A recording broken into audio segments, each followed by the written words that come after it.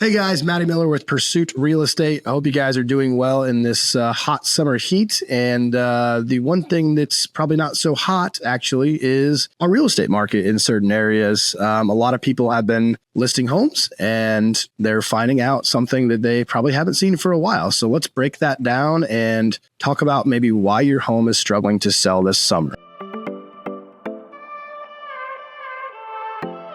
So as we've kind of transitioned out of the post-pandemic market, obviously COVID made things kind of crazy in the real estate world. Everything was going for above asking. Properties were on the market for a very short amount of time. We are now starting to see that transition, especially in certain areas of the Jacksonville market, where homes are sitting on the market for 40, 50, 60, 90 days, sometimes even more than that in some cases. So we're going to talk through 3 strategies on how to make sure, if you're planning on a sale this summer, is how to make sure you do sell it and how to make sure you do it in the quickest manner possible. Number one, and probably the most important thing, and I've been harping on this for quite a while, is we always look at comparable sales in the neighborhood. We look at comparable sales in, not only your subdivision, but outside your subdivision. So we want to really key down into those true comparable sales. And the problem is that even if we go back 60, 90, 120 days on those comparable sales, our market is actually transitioning a little bit downward. So it's falling off. So we have to kind of expect that or play into that as, hey, we're now 90 days away from this property selling. We're probably not going to get the same price. We may get pretty close, within 1 or 2%, but we probably need to expect to be a little bit less at this moment as the market is cooling off. So that's one of those things. So the basic point I'm trying to make is make sure you're pricing your home right. The properties that are sitting on the market the longest are the properties that get high priced, they're overpriced, they sit, and all of a sudden you're sitting with a house of 120 days. And almost assuredly, if somebody sees that, an agent sees that your house has been sitting on the market for 120 days and a buyer knows it, they're certainly not going to offer you that price anymore because they know that nobody else has, because it obviously would have been gone. Simple common sense. Number 2, condition and accessibility. 2 different things. Condition, obviously, we've actually seen a trend as I talked to a lot of other agents in our area. The houses that are selling very quickly are in really, really good move-in condition. Okay. Those properties are still moving. Okay. If you have a property that needs work, those properties are struggling to move. Okay. And part of that is a couple different reasons. Buyers right now, because of the interest rates, because of the rising insurance costs, because of the, everything's just more expensive. The rising cost of the work is more expensive.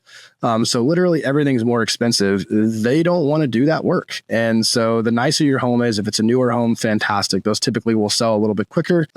If you're priced right, of course. So reference key point number 1. And the other one is accessibility. So if your home's in good shape and you make it available for showings, you've got a better chance at selling it. But we have had some people in this market say, oh, well, I can only show the house on Tuesdays after 5 o'clock and on Thursdays between 10 and 4. Like, okay, so you're not giving a lot of people access to the property. That's going to make it even more difficult for you to sell. And the last one is kind of marketing strategy.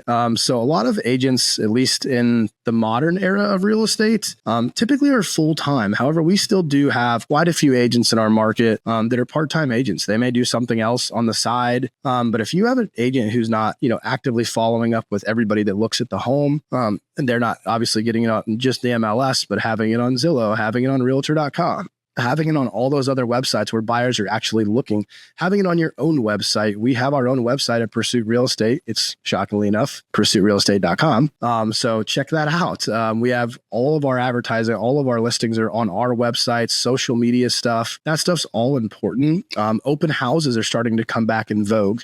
We didn't do open houses during COVID for obvious reasons. And you didn't have to, because you didn't have to have an open house to get people in your home because you had 17 offers before you even the first week. So there was no reason to have an open house. So having those open houses, getting it online, getting it out there, aggressively following up with not only other agents that have sold property in the area that may have buyers, trying to make those connections is huge. So if you don't have the right agent, that may be another thing too. So anyway, just a few quick snippets there. I really appreciate your time. And if you're struggling to sell, take these 3 items and maybe ask yourself those questions. Did I price it right? What's the condition of my home? Is it move-in ready? Are we doing the right marketing strategy? And if you're thinking about selling, by all means, give me a call. Would love to help you. My name is Matty Miller with Pursuit Real Estate. Thanks, guys, and have a great day.